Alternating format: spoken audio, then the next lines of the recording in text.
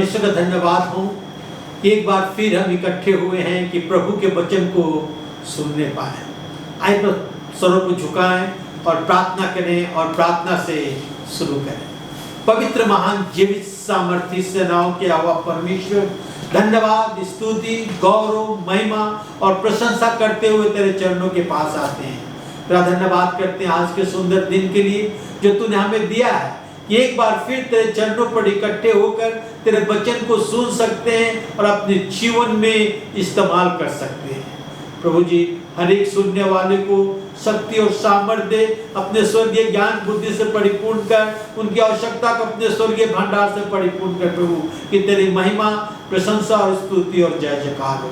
मुझ नाचीज के साथ हो, मुझ में होकर बोल कि तेरी महिमा, प्रशंसा, स्तुति और जय जयकार हो।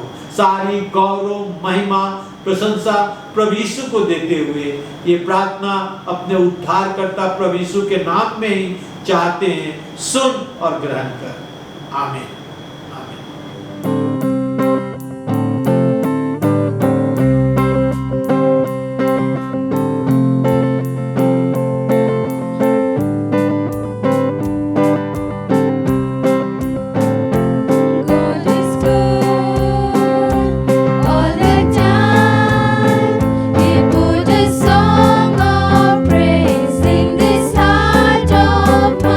God is good.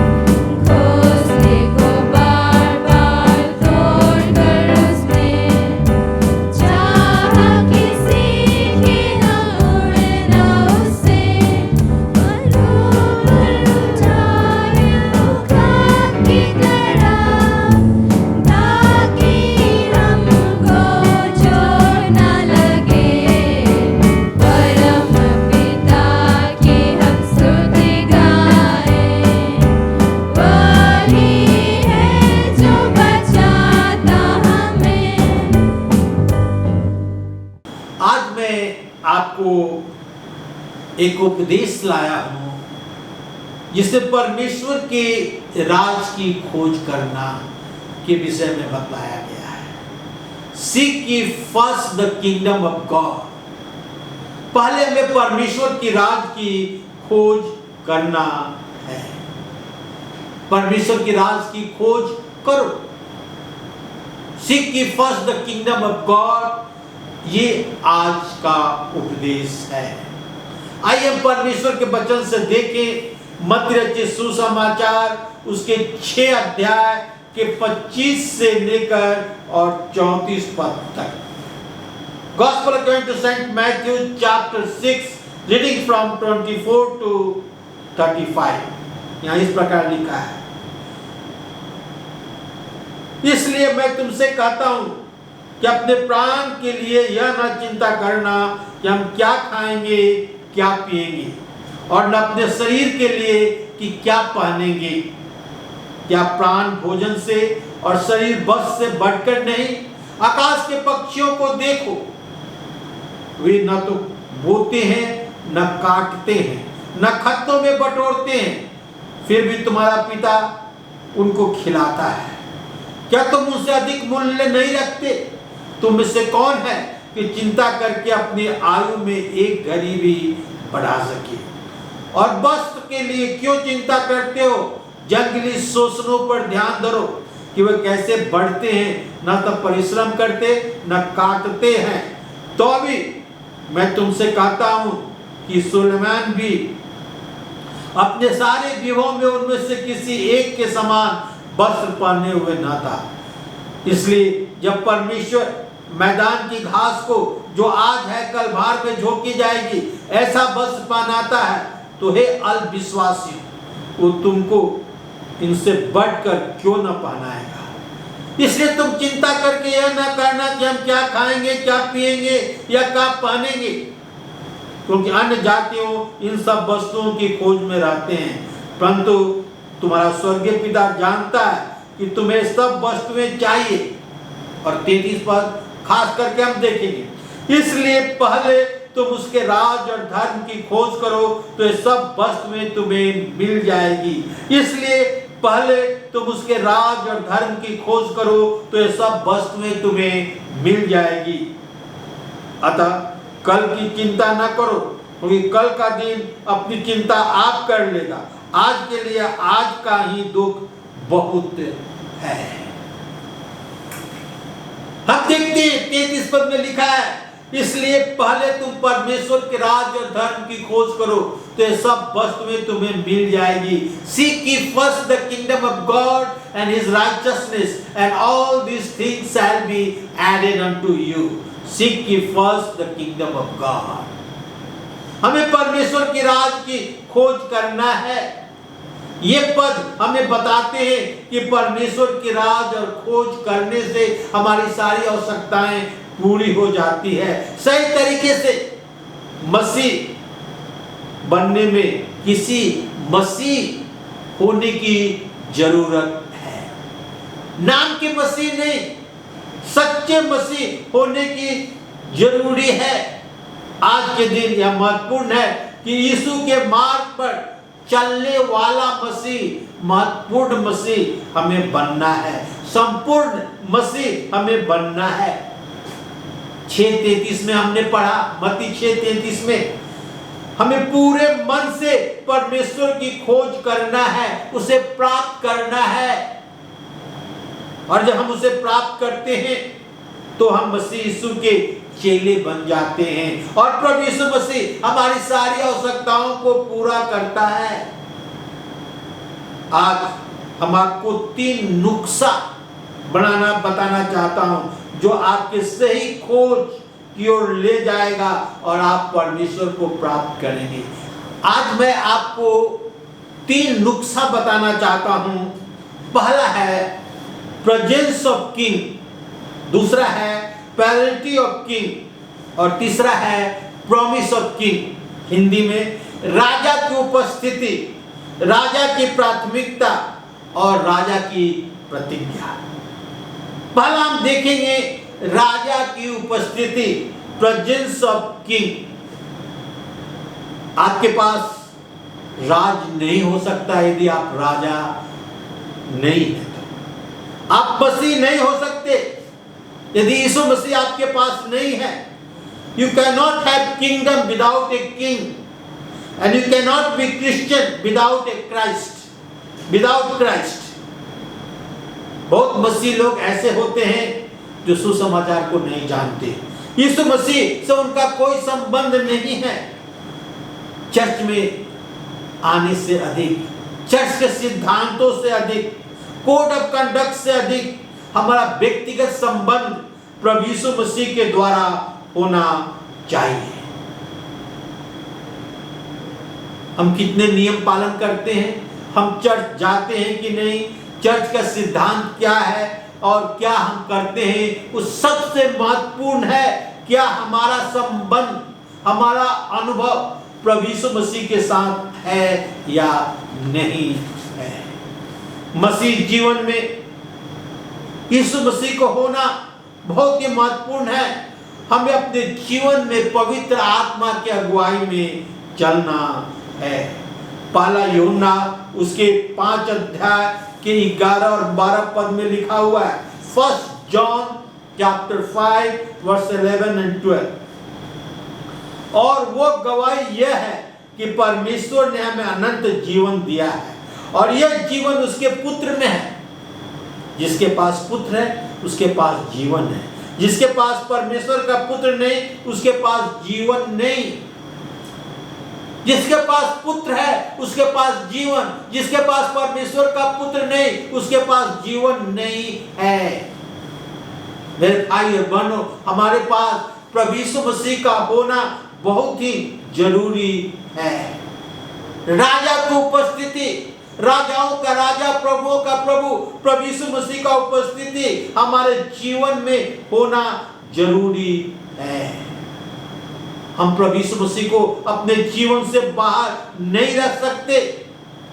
वे नाम के मसीह हैं जो केवल मसीह कहलाते हैं और प्रभु यीशु मसीह को अपने जीवन से बाहर रखते हैं। राजा की उपस्थिति को स्वीकार करना बहुत ही महत्वपूर्ण है। We should accept the king's presence. Acceptance of king's presence is very important. हमें अपने प्रभु को जीवन में लाना है कि पवित्र आत्मा की अगुवाई में हम चलें। एक भेंट आपका है जो आपको स्वीकार करना है और वो भेंट परमेश्वर आपको मुफ्त में देता है। मैं जब नौजवान था, मैं एक सभा में एक उपदेशक का प्रचार सुन रहा था। अमेरिकन उपदेशक थे और अपने प्रचार के समय में उन्होंने $100 का एक नोट निकाला और वो कहने लगे, मैं किसी को देना चाहता हूं, कोई आकर मुझसे $100 ले ले। कलीसिया में सब लोग बैठे हुए थे और वो बार बार कह रहे थे कि मैं देना चाहता हूं, एज ए गिफ्ट। आकर कोई मुझसे ले ले, कोई नहीं जा रहा था। मैं उठा और जाकर वो $100 में ले लिया और आकर अपने जगह पर बैठ गया। सर्विस खत्म हुआ, मैं उनके पास गया कि ये अपना $100 ले लीजिए। उन्होंने कहा, नहीं, मैं तुम्हें गिफ्ट दे चुका हूं, मैं उसे नहीं लूंगा। उसी प्रकार परमेश्वर ने अपने बेटे प्रभु यीशु मसीह को गिफ्ट के रूप में हमें और आपको दे दिया है। हमें स्वीकार करना है। यदि हम स्वीकार करते हैं तो प्रभु यीशु मसीह हमारा उद्धारकर्ता बन जाता है और परमेश्वर के बेटे और बेटियां हम बनाए जाते हैं। यदि हम स्वीकार नहीं करते, अस्वीकार कर देते हैं, तो हम वो गिफ्ट प्राप्त नहीं करते। मेरे भाई और बहनों, हमें और आपको गिफ्ट प्राप्त करना है। भले ही हमारा नाम पीटर, पॉल, जॉन, एंड्रूस क्यों ना हो, ये कोई महत्व नहीं रखता। क्या हमारा संबंध प्रभु यीशु मसीह से है?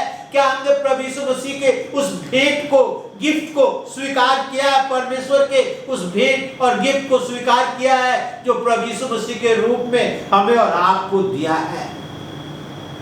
पहला यूहन्ना उसके 5 अध्याय के 12 पद में लिखा है, जिसके पास पुत्र है उसके पास जीवन है, जिसके पास पुत्र नहीं उसके पास जीवन भी नहीं है। जिसके पास पुत्र है उसके पास जीवन है, जिसके पास पुत्र नहीं उसके पास जीवन नहीं। एक व्यक्ति मसीह परिवार में जन्म लिया है परंतु वह मसीह नहीं है जब तक उसका व्यक्तिगत अनुभव प्रभु यीशु मसीह के साथ नहीं है। यदि उस व्यक्ति का व्यक्तिगत अनुभव प्रभु यीशु मसीह के साथ नहीं है तो मसीह नहीं है। प्रकाशित वाक्य 3 अध्याय के 20 पद में लिखा है, देखो मैं द्वार पर खड़ा हुआ खटखटाता हूं, यदि कोई मेरे शब्द सुनकर द्वार खोलेगा तो मैं उसके पास भीतर आकर उसके साथ भोजन करूंगा और वो मेरे साथ। हमारा प्रभु यीशु मसीह अनुग्रह से भरा हुआ है। वो राजा है, वो राजाओं का राजा है, फिर भी द्वार पर खड़ा हुआ खटखटाता है। वो अनुग्रह से भरा हुआ है। आपको उसके जीवन, आप प्रभु यीशु मसीह को अपने जीवन में प्रभु स्वीकार करें। राजाओं का राजा, प्रभुओं का प्रभु आपके दिल रूपी दरवाजे पर खटखटा रहा है। यदि नहीं तो आज वो समय है। यदि प्रभु यीशु मसीह को स्वीकार नहीं किए हैं तो आज वो समय है कि प्रभु यीशु मसीह को अपना व्यक्तिगत उद्धारकर्ता स्वीकार करे। आज वो दिन है जब प्रभु यीशु मसीह को अपना प्रभु माने।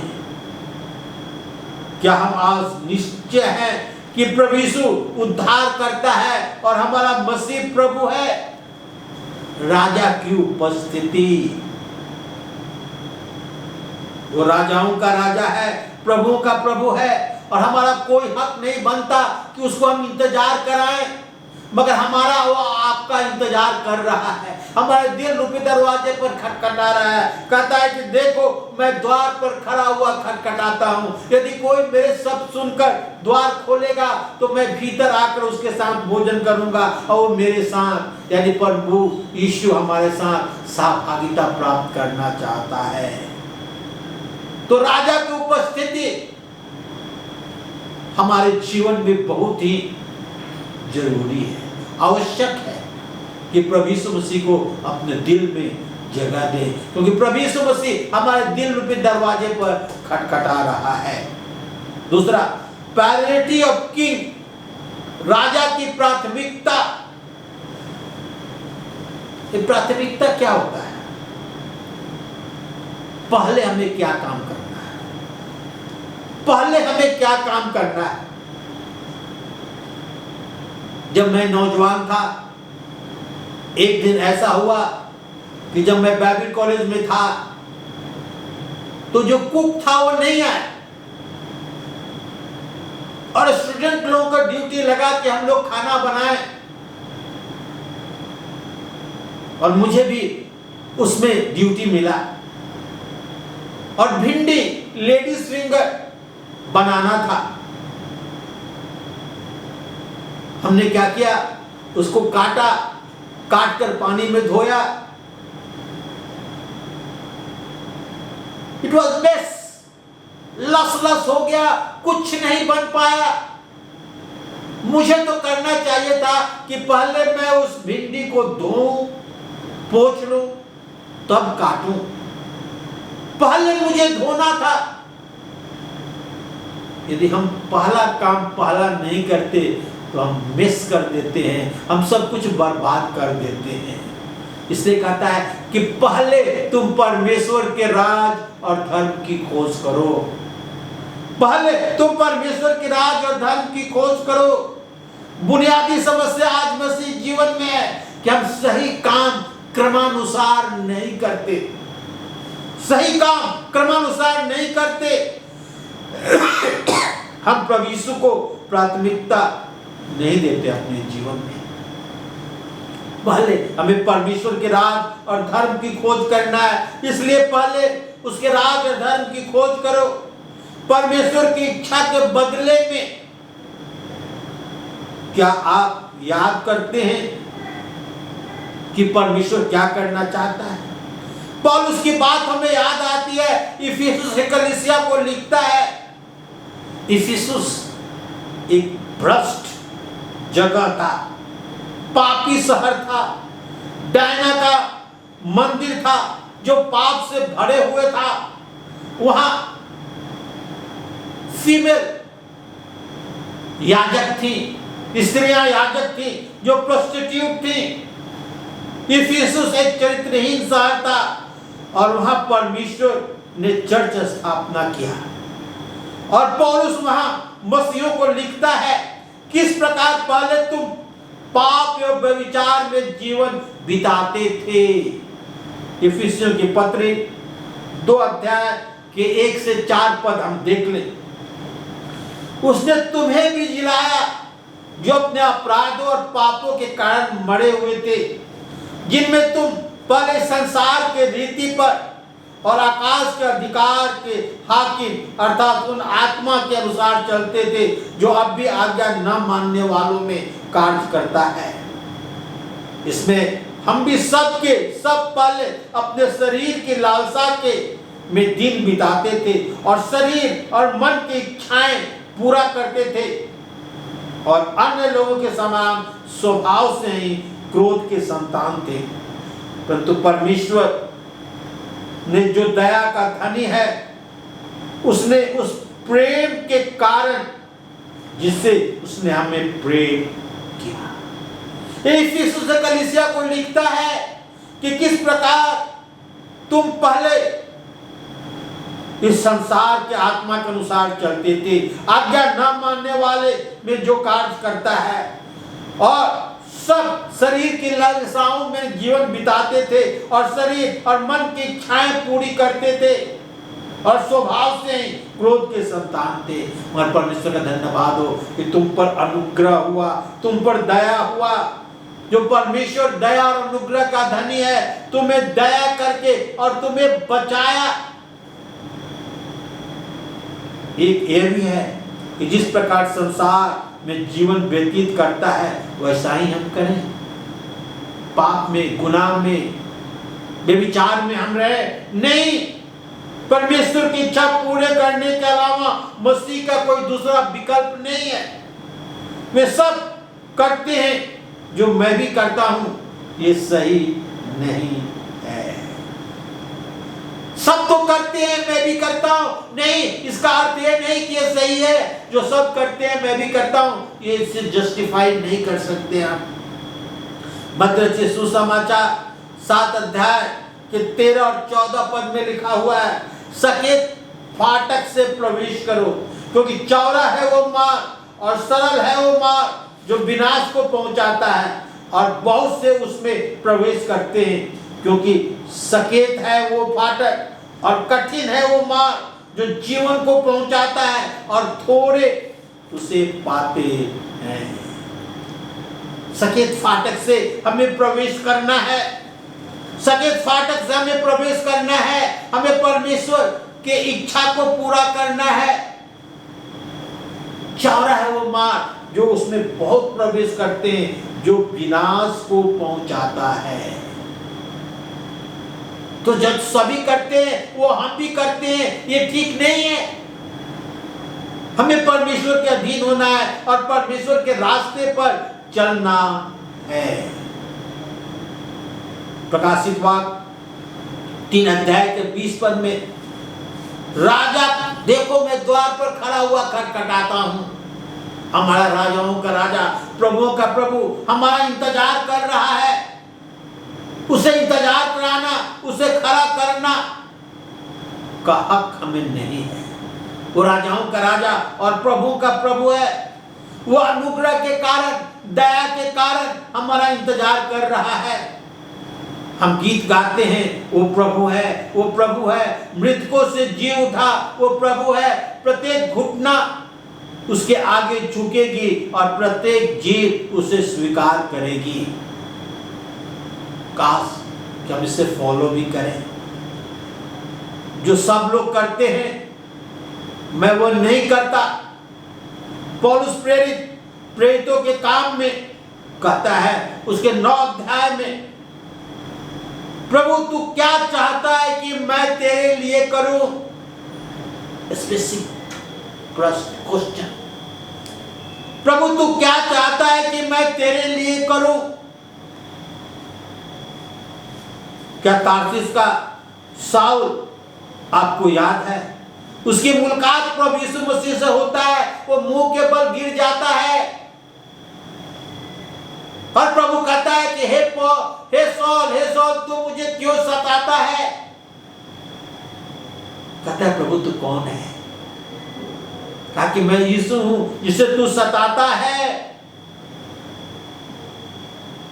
और उस दिन से उस शाऊल जो आगे चल के पौल बना, उसका जीवन परिवर्तन हो जाता है।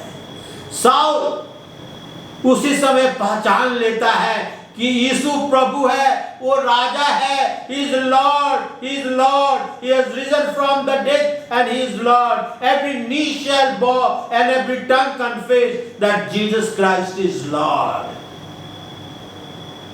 आप परमेश्वर से झूठ नहीं बोल सकते। वो प्रभु है, वो राजा है, हमारे जीवन के हर हिस्से का राजा है, प्रभु है। मैं परवाह नहीं करता कि दूसरे हमारे विषय में क्या सोचेंगे, पर मैं शाऊल के साथ कहता हूं कि प्रभु तू क्या चाहता है कि मैं तेरे लिए करूं? हम भी पौलुस के साथ कह सकते हैं कि प्रभु तू क्या चाहता है कि मैं तेरे लिए करूं? तीसरा, प्रेजेंस ऑफ किंग, राजा की उपस्थिति। जब राजा की उपस्थिति हमारे जीवन में आती है तो हमारी सारी आवश्यकताएं पूरी हो जाती है। इसलिए पहले तुम परमेश्वर के राज और धर्म की खोज करो तो ये सारी वस्तुएं तुम्हें मिल जाएगी। सभी आवश्यकता की वस्तुएं हमें मिल जाएगी। आवश्यकता की वस्तुएं, बेकार की वस्तुएं नहीं। यहां 2 वस्तुओं के विषय में कहता है। परमेश्वर के बहुतायत में से हमारी सब घटी कमी परमेश्वर पूरा करेगा। This is like a pauper marrying a millionaire. एक गरीब व्यक्ति करोड़पति से शादी करता है या एक गरीब स्त्री करोड़पति से शादी करती है,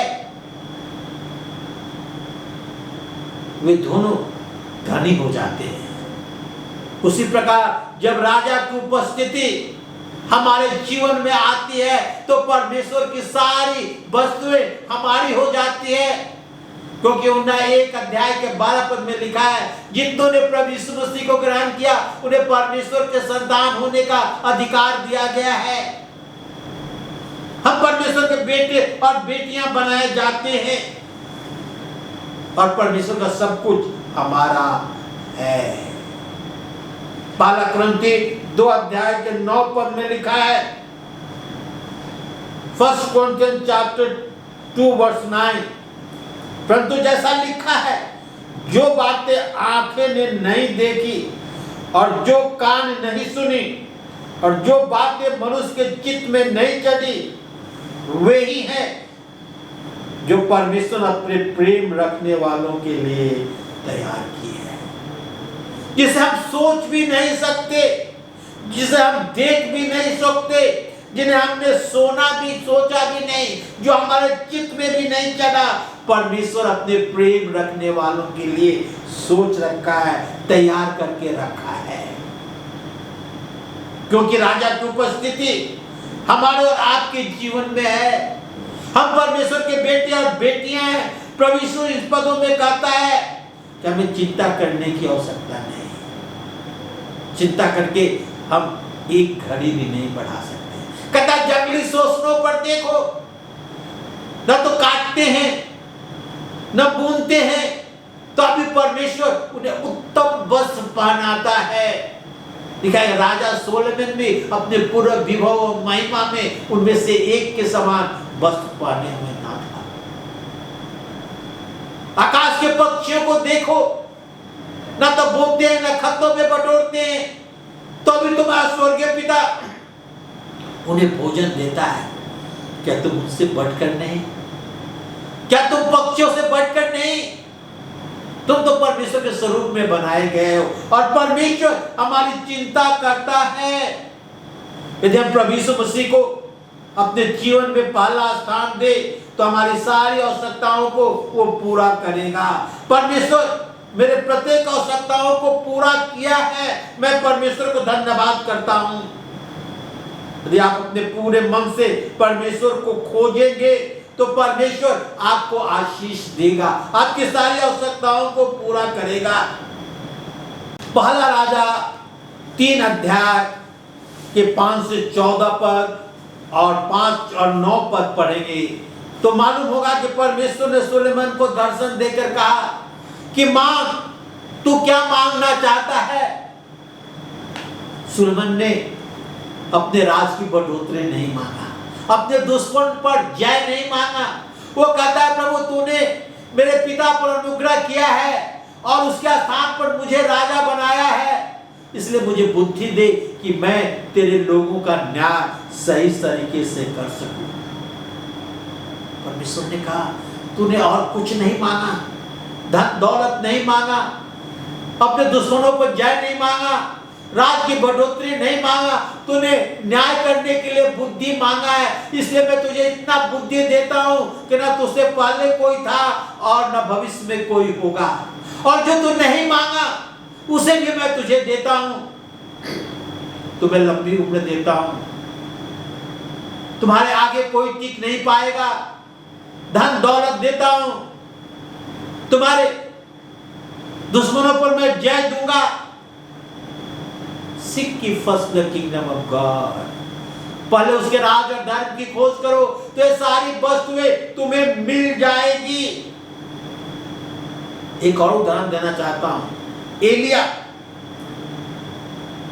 जब अकाल पड़ा, कुछ समय तक कौवे करीत नाले पर लाकर उसे रोटी और मांस का टुकड़ा देते थे और करीत नाला का पानी पीता था।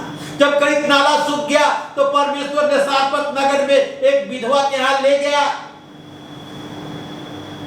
और कहा कि मेरे लिए एक रोटी का टुकड़ा और पानी ला। कहते परमेश्वर के संगन मेरे पास थोड़ा सा मुट्ठी भर आटा और कुप्पी में थोड़ा सा तेल है, मैं सूखी लकड़ियां बीन रही हूं और पकाऊंगी, अपने बेटे के साथ खाऊंगी और मर जाऊंगी। एलिया कहता है जा पहले मेरे लिए छोटा सा टुकड़ा बना के ला। और परमेश्वर यहोवा यूं कहता है जब तक अकाल रहेगा वो मुट्ठी भर आटा और कुप्पी का तेल नहीं घटेगा, परंतु पहले मेरे लिए ला। हमारे आप सामने प्रश्न है, क्या हम पहले एलिया के लिए दें? वो विधवा सोची कि तो आखिरी भोजन है, इसमें से भी ये मांग रहा है। उसे फैसला करना था कि वो खाकर मर जाए या जब तक अकाल रहे वो जीवित रहे, उस मुट्ठी भर आटा और कुप्पी का तेल नहीं घटेगा। और पहले वो बनाकर लाई एलिया के लिए, और लिखा है जब तक अकाल था उसी से वो खाते रहे। पहले परमेश्वर के राज और धर्म की खोज करो तो सब वस्तुएं तुम्हें मिल जाएगी। Seek ye first the kingdom of God and His righteousness, and all these things shall be added unto you. सब चुका है और पवित्र महान जीवित सामर्थ्य प्रभु, हम तेरा धन्यवाद करते हैं सुंदर समय के लिए, तेरे वचन के लिए, कि जब पहले हम तेरे राज और धर्म की खोज करते हैं तो हमारी सारी आवश्यकताओं को तू पूरा करता है। जितने भाई बहन इस वचन को सुन रहे हैं प्रभु, उन्हें आशीर्वाद कर, अपने मजबूत पंखों के नीचे रख, उनकी सारी आवश्यकताएं अपने स्वर्ग से पूरा कर। और प्रभु हम प्रार्थना करते हैं उनके लिए, उन्हें शक्ति और सामर्थ्य दे कि प्रभु तुझे वे अपना उद्धारकर्ता स्वीकार करें और तेरी महिमा, प्रशंसा, स्तुति और जय जयकार प्रभु यीशु ख्रिस्ट के द्वारा। आमीन।